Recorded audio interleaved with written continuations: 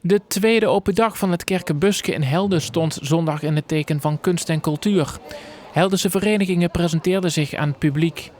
De dagvoorziening exposeerde kunst, de vogelvereniging was aanwezig en er waren dansdemonstraties.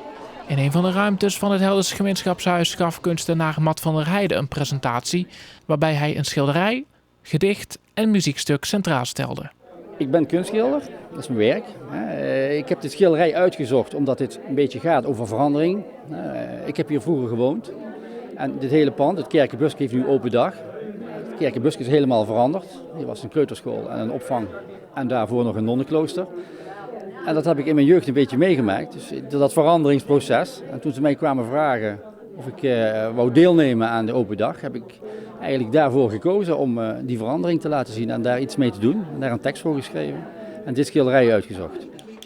De tekst van het schilderij And Everything Turned Out to Be Totally Different gaat over de veranderingen die de tijd met zich meebrengt. Van der Heijden speelde een muziekstuk af en droeg een gedicht voor over dit onderwerp. Kanaries in mijn hoofd, een poel met eenden, grijze ganzen en een bont gekleurde batterij nerveuze kippen. Ten tijde van de verbouwing hier heeft een tuindersbedrijf heeft hier achter heel veel moeten kappen. Omdat hier opnieuw een gymzaal en alles gebouwd werd. En daar zijn grote stukken acaciahout, die waren gewoon over natuurlijk. En die jongen die dat heeft gedaan, die wist dat ik hier gewoond heb en dat ik ook ruimtelijk werk maak. En die heeft mij dat hout gebracht.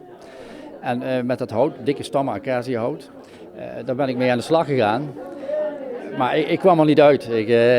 Ik kon daar geen beeld uitmaken wat paste bij mijn herinnering aan deze periode, aan deze locatie. En dat tekent wel een beetje wat het voor mij betekend heeft. En dat zit eigenlijk wel in de laatste refrein. Jaren later brengt Gerard me nog wat ferme stukken acacia-stammen. Ik ben eraan begonnen, maar kan geen beeld beitelen dat ook maar een beetje bij toen in de buurt kan komen. Blijvend is niets gebleken. Naast de presentatie van Van der Heijden waren er nog meer presentaties en demonstraties. Ook de pro's stelden zich voor. Meer daarover dinsdag in het PNM Nieuws.